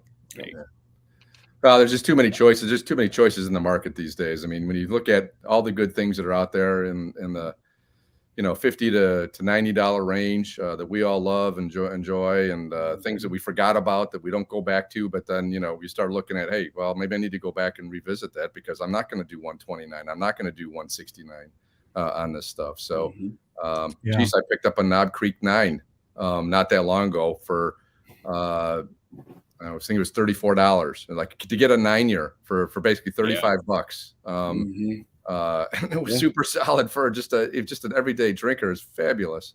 The other thing is like the bourbon market is a pretty niche market, and bourbon geeks like us are even more niche. Bourbon geeks who actually drink those 175 bottles is even more niche. Most of the people buying really expensive bottles probably are trying to flip them, and you're not going to flip that Bardstown stuff anymore anyway. So no. So it's yeah, it's gonna be. I don't see how they're gonna keep trying to sell it for what they sell it for. When you can buy it at retail, it's still hard to beat bang for the buck for a 10-year-old bourbon. Eagle Rare. Oh yeah, 100%. Hard to beat. Yeah, Yeah, but Especially you those can't Grape find Co. those bottles, anymore. Lance. What's Yeah. that? Especially those Grape Co. bottles. Oh Yeah. man, those grape Kool-Aid bottles are the best. They're good, man. Oh, hey guys, actually, I got something going on here. I got to bounce, but Hey Brad, thanks for jumping on, bud. It's great talking to you. yeah. If I don't, Hop on next Friday if you can. It'll be our last one. yeah, I'll see what's going on. If I don't, everybody have a safe, happy holidays, happy New Year, all that stuff. Okay. Yeah, happy holidays, buddy. You All right, too, guys. man. Take care. Take care. Yeah, bye now. So hopefully you guys can the 30th, December 30th, I'm going to get you guys samples for our Bourbon of the Year tasting if you can make it.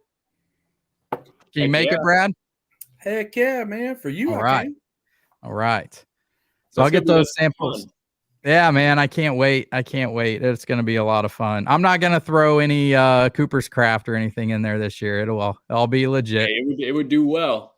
It would. It's a solid pour. I mean, to me, it's worth twice what they pay for it, what you pay for it. Yeah. Yeah.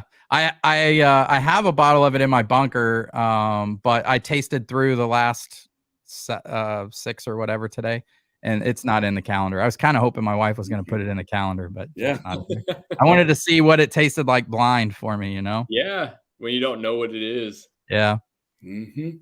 Yeah. Yeah. sure. It's man, yeah, it's tough. It's tough to pay. Like, it's still just crazy to think about. Like when you sent that picture of like, it was like 8 bottles of Bardstown, all the different finishes, and they were all over 150.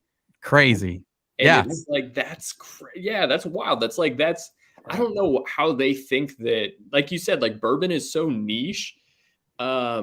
And to spend that much, it's like most people walk in and think like, I'm going to buy a nice bottle. $50 is usually, I think, what most people like, if they're buying a gift, it's like, unless you're marketing to the affluent, like who's your market? Like that's crazy. Right.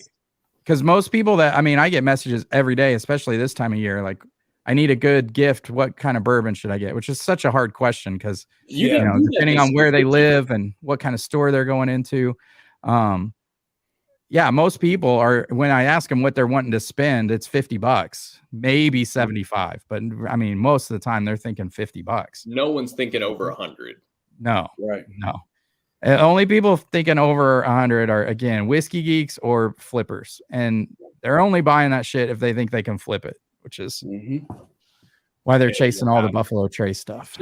That is just so crazy. I mean, it's like when they were putting out, like if they were doing like 4 different finishes a year or something like that, that's different. Yep. It's like that stuff is just, it's I think the picture I sent you, there were at least like 5 releases from Bardstown. They're all just, and those used to be at Benny's, used to be back in the case, and now they just got them on the shelf. And I don't think they can unload them. I think they're, crazy.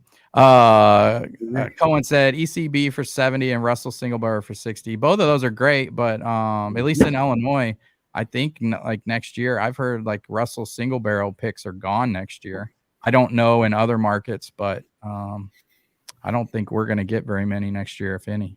Russell's is creeping up on their price too. Like they're starting to hit 70 from what I've seen, and ECBP is starting to creep up to closer to like 80. Yeah, it's like 80. Yeah. I saw a lot of It's still 12 year. It's great. Every day. Yeah.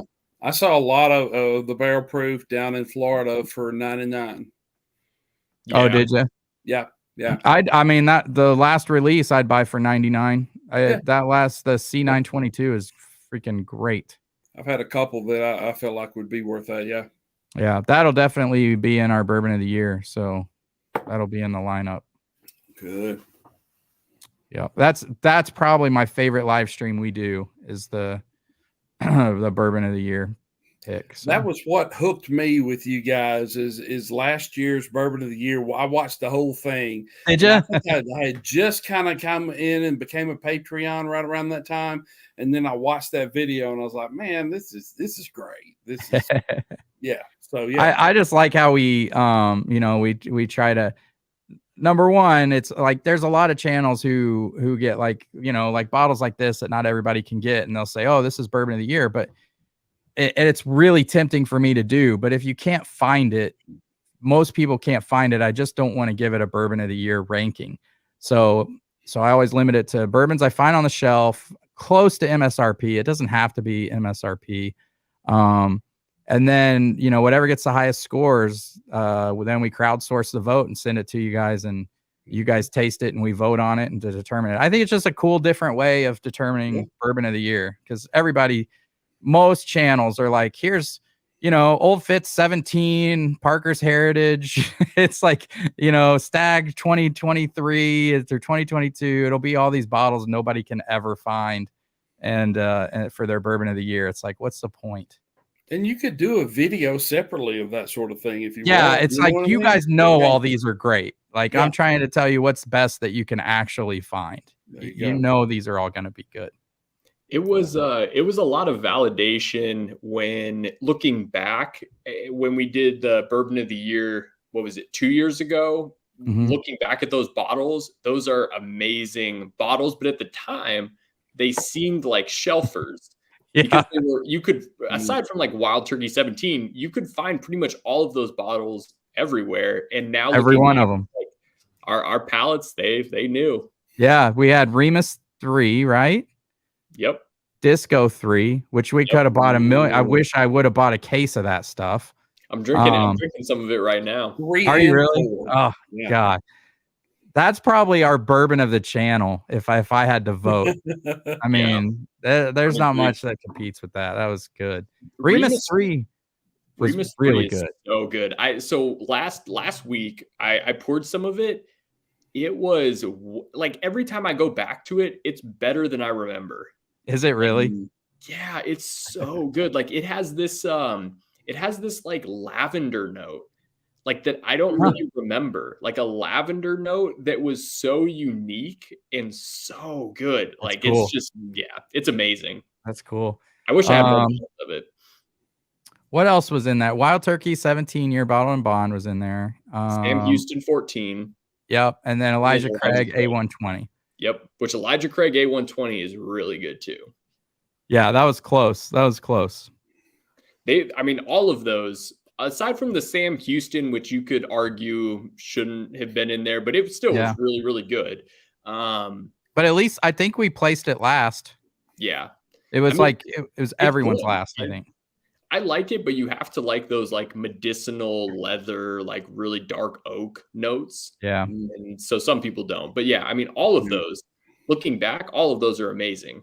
Yeah. But at the time, it didn't feel like that. Yeah.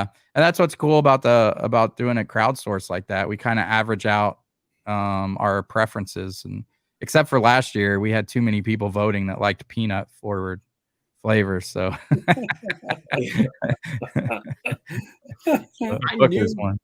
it's like you knew what it was right away when you tried it, but I think it was still out of the lineup. It was like one of the most balanced. It was really good. I think actually didn't Booker's and something else tie, and then we had to do a taste off between those two. Was it Bardstown? It might have been. I don't remember. I think it was 6. Bardstown. Yeah, it was like Bardstown 6, I think. Was it? Huh. Because it definitely wasn't 5. I think 5 was like the real Dickel heavy one. Yes, that's right. That's true. Yep. Now, I think what might have put the Booker's over the top, and which would really do it for any bottle of Booker's, is Booker's titties. If Ed Bell wouldn't be so mad at me, I would clip that and I would play that all the time on this channel. That is, I loved it. I watched that video and I was just crying. It was awesome. When I was editing it, my wife was like, "What's wrong with you?" Because I have headphones on and she just hear me just dying laughing. I was like, I can't. This is just too. No one else is gonna find this funny but me. But I don't care. I thought it was great. That's what pushes Booker's over the limit. Yeah. Then the fact that he poured it was just hysterical. Yeah. So what do you guys do for I Christmas? think he was legitimately mad at me when I put that in the video. Well, I thought it was humorous. I appreciated him I being appreciate willing that, to do Brad. that. Yeah, I thought it was great. Next meetup, I'm just gonna have everyone sign releases. Understand. So what are you guys doing for Christmas? Any traveling? Any stay home? What? Yeah, we're staying home. My daughter's fiance is flying in. He's in the Marines, so he's in Wilmington, North Carolina. So he'll be flying in, and so we'll have dinner here Christmas Eve, and then go to the in-laws on Christmas Day. And I think I'm gonna smoke a prime rib roast, but it's supposed to be like 0 degrees here. I don't know how my smoker's gonna do, so it's gonna be hard. What about you? We are doing the family Christmas with my brothers and my nephews and nieces at our house, awesome. and we're doing it early on the 23rd at my house, and so my wife's real big into decorating and everything. So it'll be a good time. It's just fun. You know, it's one of those things where I lost my parents within the last few years, and just having those young ones around and watching them, it's like a different. It's like you kind of turn the page, a new chapter, and watching those little ones, man, is a blast. Yeah, that's what life seems like. It's just a bunch of chapters, you know. It's like. But yeah, that's the best part of Christmas was like I envy Ben because having little kids at Christmas was the freaking greatest. I mean, there's nothing better than watching them get up and go crazy. And now like we go to Christmas, we don't have any kids, which is fine. My kids don't need to have kids for a while, but but yeah, that was the best. That was the best, man. Kids at Christmas morning is the best. How many do you have, Ben? What are their ages? 2. So I've got 2.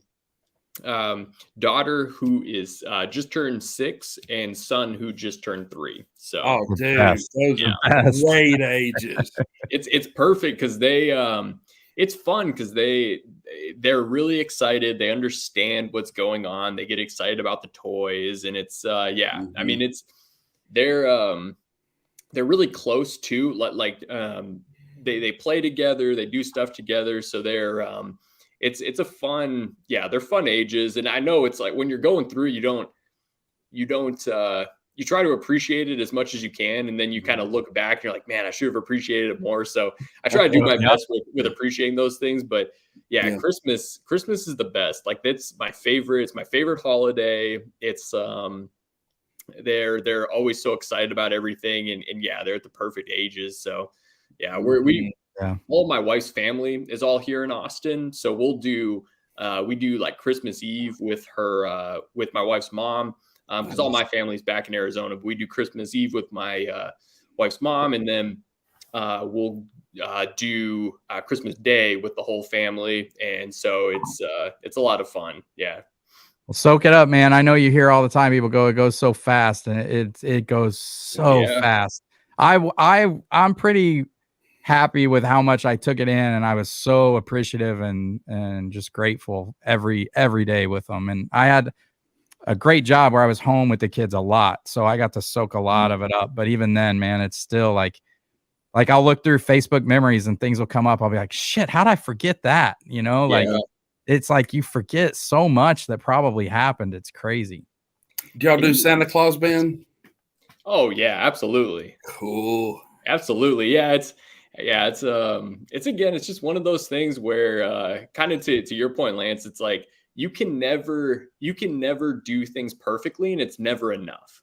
Like you're never going to. It's like because my wife and I, like, sometimes randomly, most of the time for me, it's when I need to clear storage on my phone. You start going back through like old pictures, and you start seeing like some of those, and you're just like, man, it's like you kind of have to remind yourself when you're going through it. It's like, this moment is never going to happen again.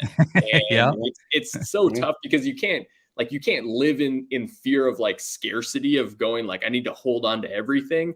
But then when you look back on it a few years ago, you're like, oh, I wish I would have done. And it's just a vicious cycle. But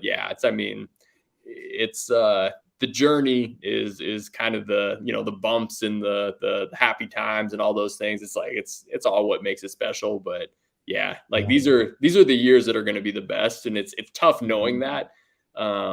but at the same time, it's so I much think though too, I think it'll be cool. I mean, again, I'm not wishing this for a while, but once they start having kids and then you have grandkids, you're you back get to kind relive of, it.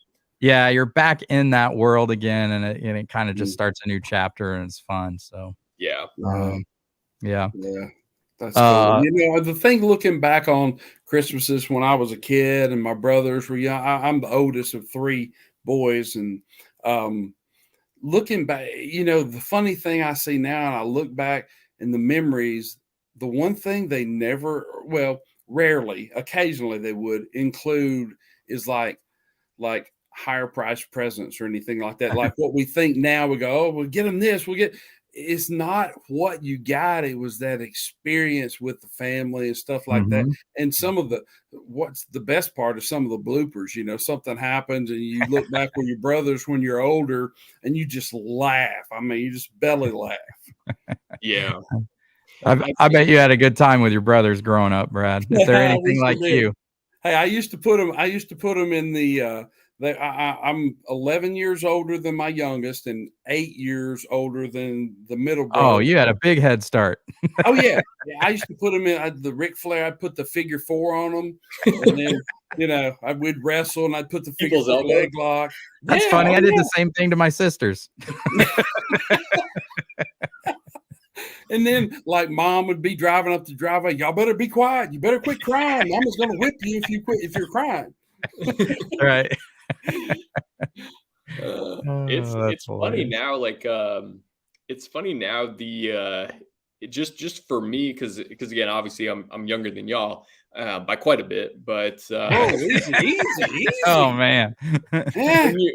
Now I'm starting to, over the last few years, I've started to kind of experience the different transition of now it's you start appreciating different things. And so now it's like you start appreciating things like the food or the like just being with family or the different conversations that you have now, like the like I feel like the relationship like with my brothers and with my dad, like it's transformed over what it was before, because it's now you're having different conversations, and it's just it's a fun journey that you kind of, there's different segments of it. And now that I'm getting older and the kids are getting older, it's like there's different milestones that you start to hit. And so it's fun watching those and kind of thinking back on what things were even like 10 years ago or, 5 years ago and stuff like that. So it's a fun journey.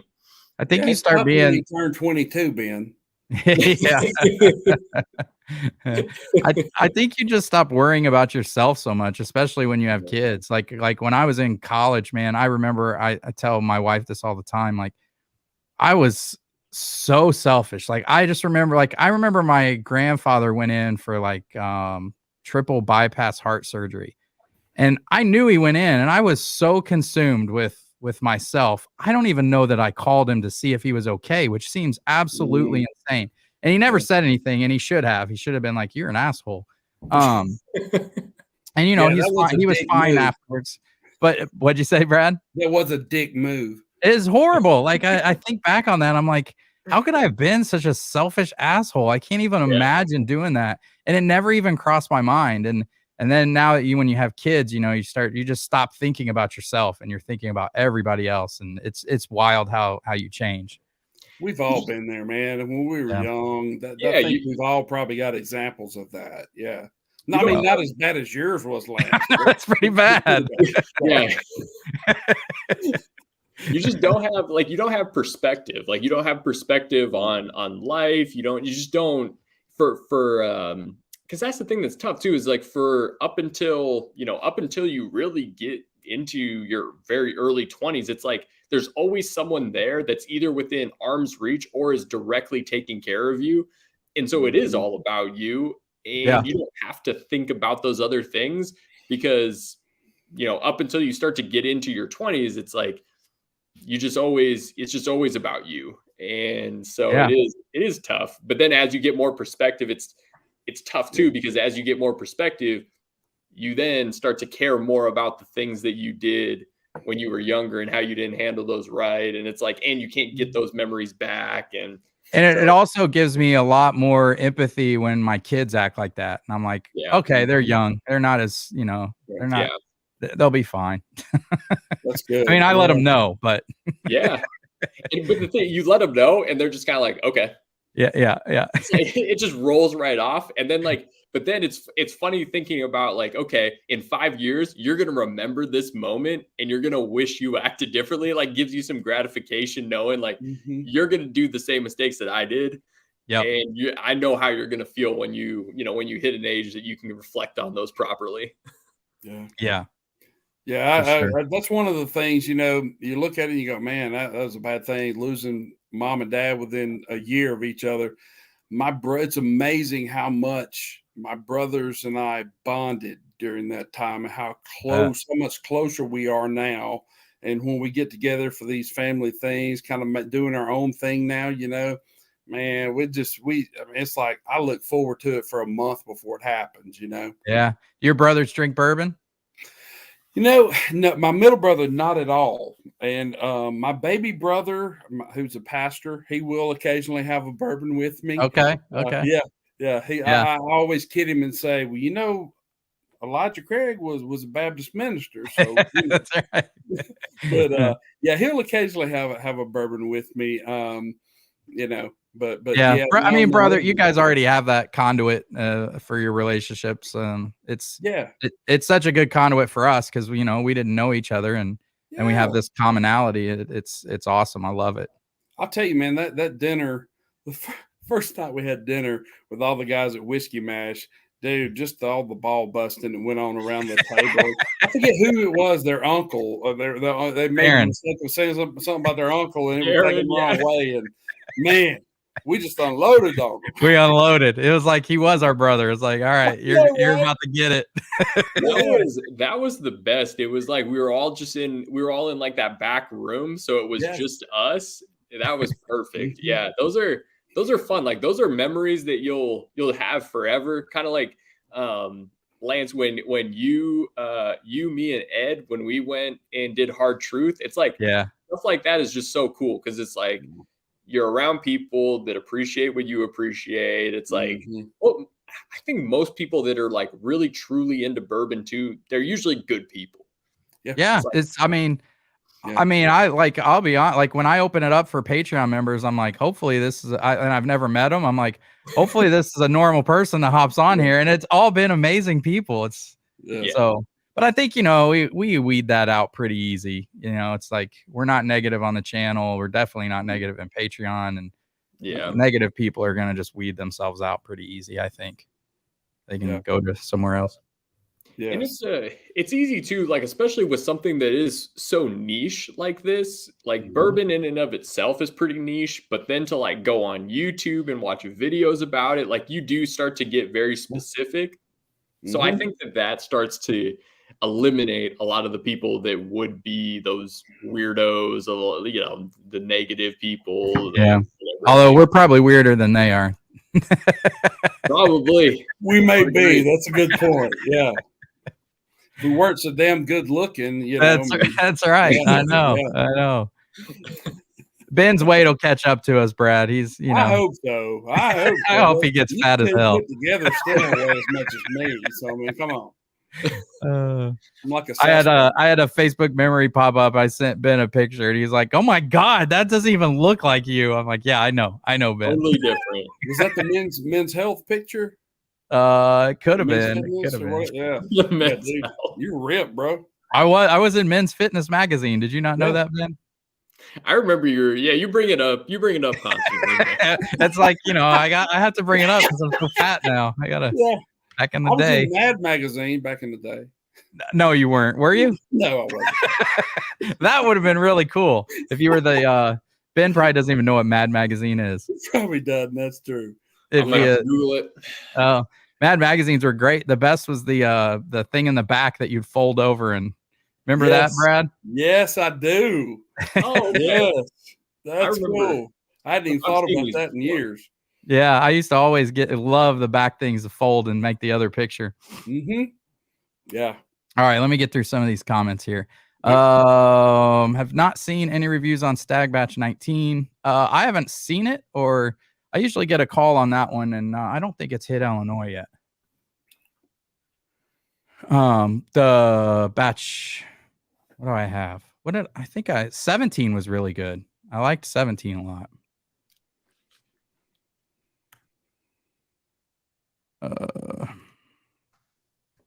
I live in Central Illinois and usually only find it in St. Louis, but not yet. Yeah, I haven't seen it either. Cohen opened Evan Williams Bottled and Bond last week. For that, I got it for $10.99. It's better than I remember it. Nice. I mean, yeah. That used to be such a staple for me for a long time. I think the issue is like once you start to get so many bottles, it's like you can start to use a $30 or $40 bottle as like a mixer, and you don't really care. Whereas like when you first started, it mattered. Yeah. Yeah, because you're just building such a collection, you know? Yeah. And it's like once you start to hit like 200, 300 bottles, it's like you're never going to get through all of these. So it's like you can start to use some of these other ones as drinkers and not really care. Have you guys had JTS Brown? Yeah, it's fantastic. For the price, man. Bang for the buck. Really nice bourbon. Yeah, it's really, really good stuff. That's right up Ed Sturger's profile, man. He loves that bottle. Right up it, yeah. He's a big peanut guy. Yeah. Ed likes his nuts. He does like his nuts. Yep, he sure does. Fuck off, Ed. Fuck off, Ed. Fuck off, Ed. Fuck off, Ed.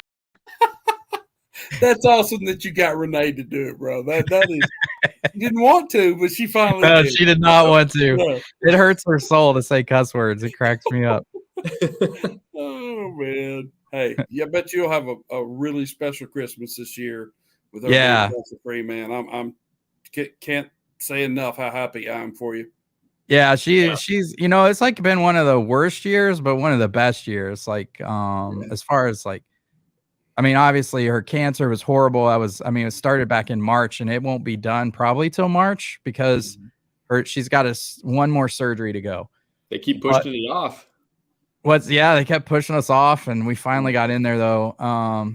But she got an enormous promotion, so she's now a director at the University of Illinois.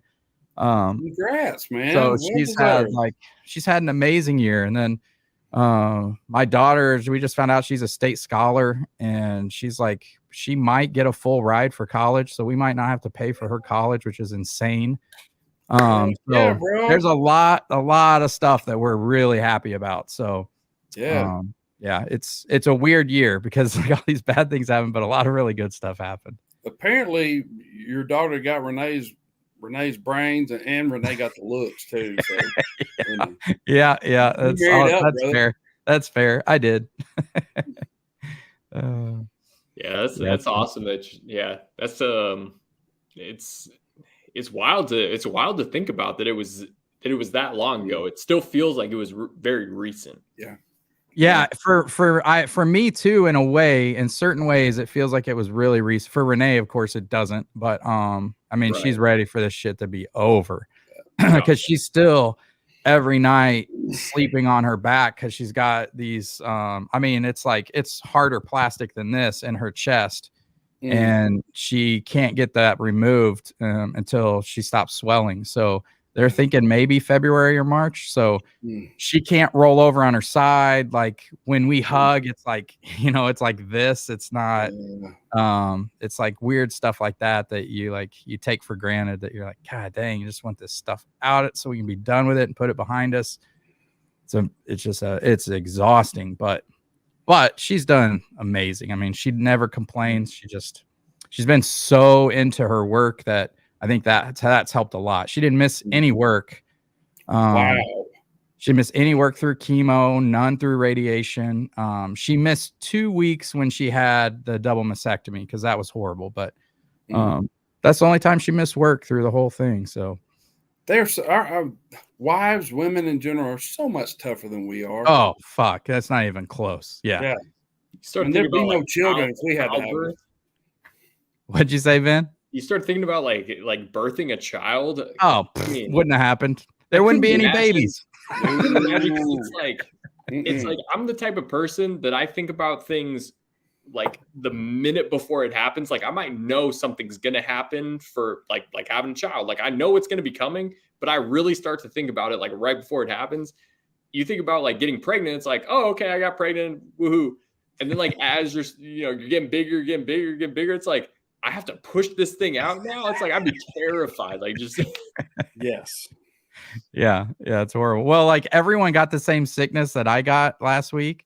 I was the only one that was down for 2 days with 103 fever. Everyone else just had like a runny nose. It nearly killed me. Dude, 103 fever an adult, that's a big deal. Dude, especially it your was age, Lance. thanks. Yeah, it was awful, man. I think at Ben's age, he can have up to like 114 degree fever and be fine. His max heart rate's still over 200, It's funny. Like I had COVID. This was a couple years back. I had COVID and I was sick for a day and like really sick for a day. And that was it. And then a few years before that, I got mono for a day. And then I was like better the next day. Wow. And it was, and it's like, I was lucky, thankfully. But yeah, it's weird. The kind of stuff that'll like take you down, knock you out. It'll be like a common cold, but you'll like go through all these crazy things and you'll be fine. But then something so small will just knock you out. Show Me said, my second time watching, I'm impressed with the honesty of reviews. And if I'm living next year, 70 years old, I will attend the mash. Sounds outrageous. But yeah, do it, man. It'd be awesome for you to come down and hang out at the mash, dude. Heck yeah, we'd love to have you. Yeah, it's a good time. It'll be a great group of different guys from all over the place, all sorts of backgrounds. Yeah, we had guys from Florida. And Brad came from Alabama. Ed came from the grave. Who else came? Well, Ben almost didn't get picked up at the airport, if I remember right? Thought he was flying into the wrong. You were about to go get him at the wrong airport. I forgot about that. Yeah, I texted Ben. It's so funny because I wouldn't have, in a normal situation, I would not have gotten that text because I would have just flown a direct flight. But because I was flying into Champaign, I had to stop in Chicago. I remember I was walking to my gate and I got that text and I'm texting him back. And I didn't know at first but then like I realized, he was driving because he told me I was driving to the other airport. And yeah, I texted you at a stoplight and I was getting on the interstate. I was on the on-ramp when you texted me back. And I was like, those are moments those are moments when you're like, if this wouldn't have lined up this way, I mean, if it would have been even like probably 10 minutes, like before or after, I probably wouldn't have read it. I wouldn't have responded. Like, yeah, that's crazy. Yeah, that was, I was on my way to Indy. That would have been a 4-hour mistake. Like, no, I'm flying into Champaign. He's like, I love you. Thank you so much. Like, and I was like, wait, are you flying out of Champaign? He's like, yeah. I was like, thank God. I was dreading taking him to Indy and driving there. I was going to do it because it's been, but I wasn't looking forward to it. Yeah. So next year, hopefully everything was planned around to make sure that the New Kids on the Block, the Backdoor Boys, and 98 Degrees didn't have a concert. So Ed will be there. Yeah, exactly. We need to have Ed there. Yeah, I gotta meet Ed. Ed used to be up for everything. Now he's got this lady friend, man. He's busy now. She's got him running around. He's a boy band groupie. She's awesome too, though. Hopefully he should bring her next year. That'd be fun. Cool. Yeah. Yeah. It'd be nice. It'd be nice to get like I know. So last year, or this past time, I know we stayed at the hotel and everything, which was good in its own right. We need to have a fire pit. I know. We have a fire pit. That was perfect when we did it the year before, having that fire pit. So there were aspects of both. If only we could combine both of those things. The only thing that sucked about the big house was You know, you got Location. everybody except you, Ben, is a little overweight and we all snore. So everybody's trying to sleep together. None of us are getting sleep because we're all snoring over each other. But other than that, everything was so fantastic at that place. I wish there was a place where we could stay, or at least have like one or two guys maybe get a house and have a fire pit that we can go to and hang out at. But Yeah. you know, though, A1, the Bourbon Dock now has a outdoor area with fire. I think they have fire pits out there now. I'm not sure, but that was a great facility that they had for Whiskey Mash. That's so well set up for that. Yeah, for the number of people that we had, it was perfect. I feel like they could do so much more with, like, not that they don't do enough now, but there's like so much space that almost feels unused. It's like they could be so yeah, it's so big. It's like such a big space. Yeah, it's like I mean, obviously they've got like cornhole and some other games and stuff like that, but it's like they could really start to build that out and turn it into something even bigger. I mean, it's without the amount of space that they have. Well, I think they leave a lot of it open because now they do events there. So, you know, wedding showers and wedding rehearsals and that kind of stuff in that big open area. So, I mean, it works out good for Whiskey Mash though. Yeah. I mean, that was a fun time. Yeah. But yeah, I agree. If we had somewhere to, you know, for people to smoke cigars and sit by the fire and that kind of thing, that'd be a good deal. Yeah. So we'll have to figure that out. Man, yeah, having the fire pit, that was probably the best.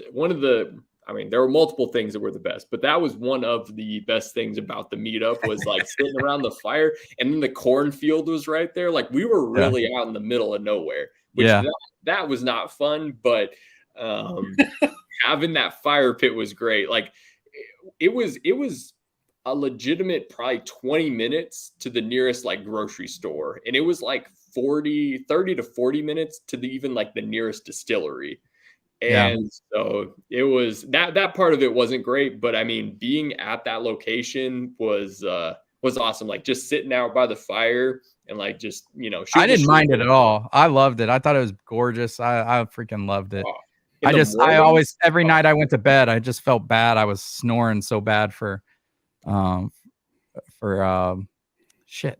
What's Tony? Yeah. It just felt bad. Man, I don't worry about that no more. I've got a seat out. I don't make a sound anymore, and I can put some earplugs in. So, you know, Brad, I was upstairs one night and we had just got through with dinner and I was cleaning up stuff or something, and I go down by the fire and everybody's acting fucking weird. I'm like, what is wrong with everybody? Somebody passed around edibles. Nobody gave me one. I'm like, no one told me. I was like, what? Everyone's acting so goofy. Like I had no clue. It was like that's great. That's a good story. It was like I was just sitting there, just in the chair, just like sitting back, just relaxing. I didn't want to talk to anybody, and like everybody was like trying to talk to me, and I'm just like, I want no part of this. Like I'm just sitting here relaxing in the chair. I was like, man, Ed's Gumbo put these people down. This is weird. that was another great thing. Ed, like the food that he cooked was amazing. Yeah, he's a good cook. Yeah, that was just that was a fun time, like just hanging out. It was having it being that remote in some ways was great, and then obviously in some ways it wasn't great, but yeah, it was, I mean, that was a great time. That fire pit, that's the biggest thing we need is we need another fire pit. Another fire pit. All right, that's we'll what see we what always used to say at deer camp. If you're in a hunting club, food always tastes better at deer camp. That's for sure. That's 100% true. It's 100% true. Well, guys, I'm gonna get out of here, but it's always good to hang out and drink bourbon and catch up. I love you guys very much. Thanks for supporting the channel and doing the Advent calendar. It's been a blast, man. Hey, man, thank you for Advent. I couldn't have had more fun. I am so glad I did it, and I appreciate you putting all that together.